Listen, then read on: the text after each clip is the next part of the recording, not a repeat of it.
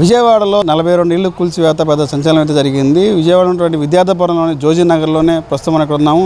దాదాపు 3 రోజుల క్రితం ఈ ప్రాంతం అంతా కూడా మొత్తం ఒక 2-3 బిల్డింగ్లు, దాదాపు ఒక 25 ఇళ్ళు అయితే ఉన్నాయి. దాదాపు 42 కుటుంబాలు అయితే ఈ ప్రాంతంలో నివాసం అయితే చేస్తున్నాయి. ఇది ఏదైతే ఉందో గత 1996 నుంచి కూడా వివాదాల్లో ఉందని చెప్తున్నారు. కానీ 2 వర్షాలు అయితే ఉన్నాయి. శ్రీరామ సంబంధించినటువంటి ఒక ఏదైతే ఉందో సొసైటీ అనేది మాది అని చెప్తున్నారు. కాదు, వేరే పర్సన్ దగ్గర మేము కొనుగోలు చేసాము. 42 కుటుంబాలు కొనుగోలు చేసి ఇక్కడే ఇల్లు కట్టుకొని నివాసాలు ఉంటున్నాము. మా పిల్లలు ఇక్కడ నుంచి ఉంటున్నాము, ఇక్కడే పిల్లలు పుట్టారు, ఇక్కడే చేశారు. దాదాపు 30 ఏళ్ళ నుంచి ఇక్కడే నివాసం ఉంటున్నామని చెప్పి కాపరాలను చెప్తున్నారు. కానీ ఏదైతే ఉందో గత 3 రోజుల క్రితం కోర్టు సంబంధించినటువంటి ఆధారాలు తీసుకొని వచ్చి అమీనాలతో పోలీసుల సహాయంతో ఇక్కడ ఉన్నటువంటి ప్రొక్లైన్లతో మొత్తం డిస్పెండ్ చేసే పరిస్థితి. ఇదే కుటుంబం మనకు చూసుకోవచ్చు. ఈ 42 ఇళ్ళు కూల్చివేతతో కుటుంబ పరిస్థితి రోజున ఒక చెట్టు కింద ఉండే పరిస్థితి ఉంది.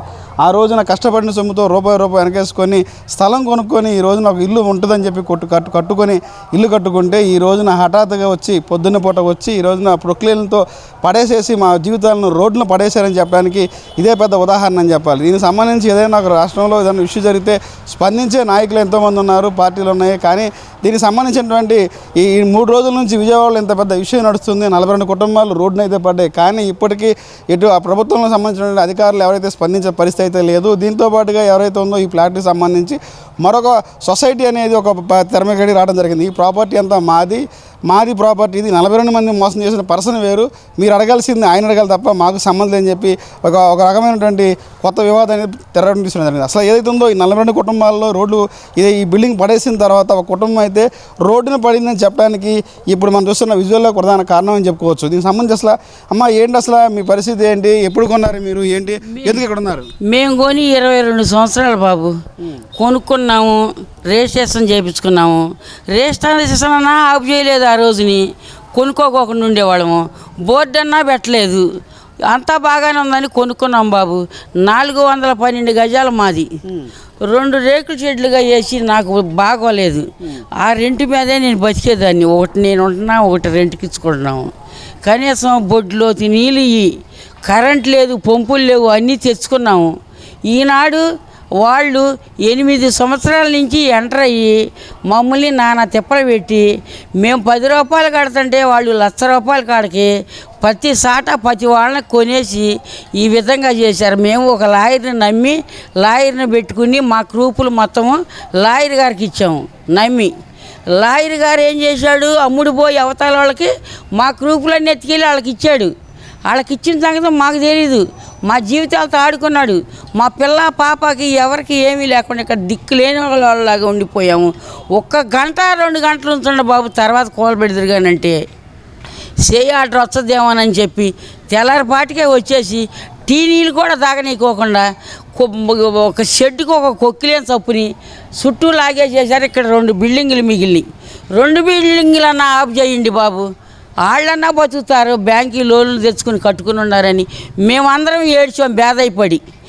ఈ కోలేశారు. అయ్యి వరకన్నా ఉంచమంటే కొక్కిలేళ్ళు 3 కొక్కిలేళ్ళు 4 కొక్కిలేళ్ళు తీసుకొచ్చి మాట్లాడుతూనే ఉండారు. కొక్కిలేళ్ళతో పడేపించి 2 గంటల సేపు కూడా వాళ్ళు ఆపుకోకుండా ముక్కలు చేసేసి వెళ్ళిపోయారు బాబు. వెళ్ళిపోయింది కాక ఇంకా అసలు ఏమి సమాధానం లేదు మాకు. మరి మా పరిస్థితి ఏంటి? మేము చంద్రబాబు గారు గెలవాలని మేము చాలా బాధపడి అందరినీ వేయమని ఓట్లు వేయించాం మా చంద్రబాబు గారు అని ముఖ్యమంత్రి.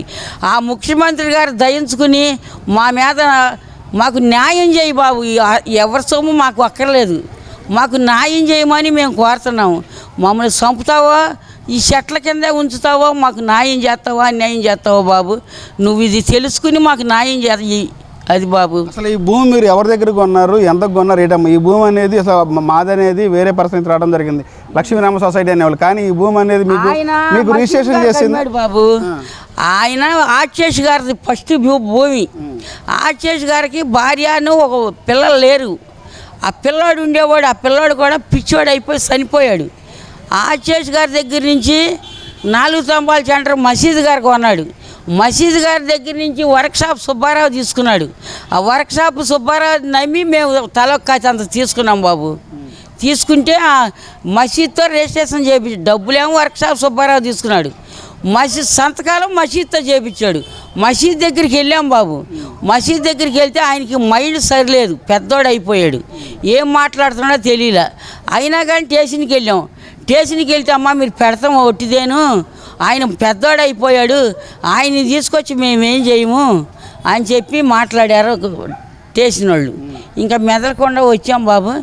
న్యాయం ఏం చేస్తావో, చంపుతావో బతికిస్తావో మా పిల్లల్ని మమ్మల్ని ఈయన చంద్రబాబు గారే మాకు చేస్తాడని మేము ధైర్యంతో ఇక్కడ నిలబడి ఉన్నాం.